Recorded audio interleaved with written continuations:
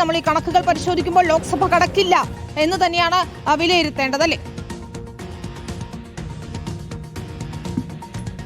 വിനീത, തീർച്ചയായും ബില്ല് ലോക്സഭ കടക്കാനുള്ള സാധ്യത കുറവാണ്. കാരണം 293 നിന്ന് 360 കേവല ഭൂരിപക്ഷമായ 3-2 ഭൂരിപക്ഷമായ 360 എത്താൻ 67 അംഗങ്ങളുടെ കുറവ് സർക്കാരിനെ സംബന്ധിച്ചുണ്ടാകും. നേരത്തെ നമുക്ക് ബില്ല് അവതരിപ്പിച്ചപ്പോൾ തന്നെ കണ്ടതാണ് 186 പ്രതിപക്ഷ അംഗങ്ങൾ ബില്ലിന്റെ അവതരണത്തെ എതിർത്തുകൊണ്ട് വോട്ട് രേഖപ്പെടുത്തിയതാണ്. ബില്ല് അവതരണത്തിൽ പോലും 3-2 ഭൂരിപക്ഷം ഉറപ്പാക്കാൻ കേന്ദ്ര സർക്കാരിന് സാധിച്ചിട്ടില്ല. അപ്പോൾ നമ്മളിവിടെ മനസ്സിലാക്കേണ്ടത് ഈ ബില്ല് പരാജയപ്പെടാൻ വേണ്ടി തന്നെ കേന്ദ്ര സർക്കാർ കൊണ്ടുവരുന്നതാണ് എന്ന് തന്നെയാണ്.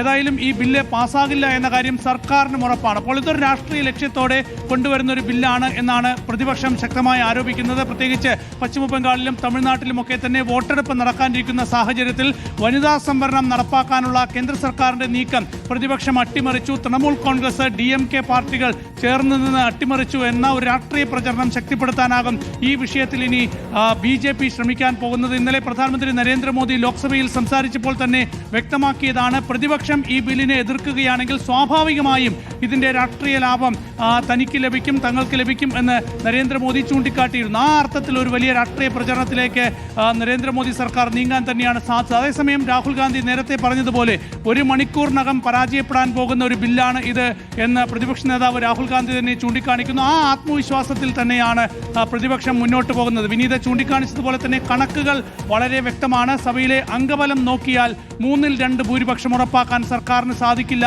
എന്ന കാര്യം ഉറപ്പാണ്.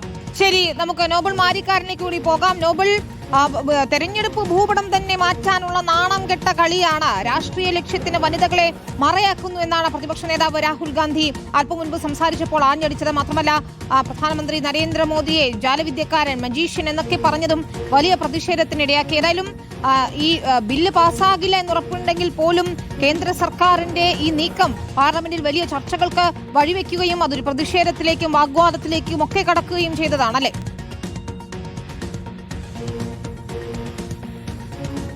വിനീത, അതിരൂക്ഷ ഭാഷയിലാണ് പ്രധാനമന്ത്രി നരേന്ദ്രമോദിയെയും ഒപ്പം ഈ വനിതാ സംവരണ ബില്ലിനെയും കേന്ദ്ര സർക്കാരിനെയും ഒക്കെ രാഹുൽ ഗാന്ധി അല്പം മുമ്പ് കടന്നാക്രമിച്ചത്. കൃത്യമായി തന്നെ അദ്ദേഹത്തിന്റെ വാക്കുകൾ നമ്മൾ എടുക്കുകയാണെങ്കിൽ നിലവിൽ ഇപ്പോൾ അവതരിപ്പിച്ചിരിക്കുന്നത് ഒരു വനിതാ സംവരണ ബില്ലല്ല, ഇതൊരു ദേശവിരുദ്ധ പ്രവർത്തനമാണ് എന്ന് രാഹുൽ ഗാന്ധി വ്യക്തമാക്കുന്നു. യഥാർത്ഥ വനിതാ സംവരണ ബിൽ 2023 പാസ്സാക്കിയതാണ്. ആ ബില്ലിനെ പൂർണ്ണമായും പ്രതിപക്ഷം പിന്തുണയ്ക്കുന്നുണ്ട്. പക്ഷേ ഇപ്പോൾ നടക്കുന്നത് രാജ്യത്തെ വിഭജിക്കുകയാണ്. പ്രത്യേകിച്ച് അസാമിലും ജമ്മു കാശ്മീരിലും ഒക്കെ മണ്ഡല പുനർനിർണ്ണയം നടത്തി BJP രാഷ്ട്രീയ നേട്ടം ഉണ്ടാക്കിയതടക്കം ചൂണ്ടിക്കാണിച്ചുകൊണ്ടായിരുന്നു വലിയ വിമർശനം രാഹുൽ ഗാന്ധിയുടെ ഭാഗത്ത് നിന്ന് ഇന്നിപ്പോൾ ഉണ്ടായത്.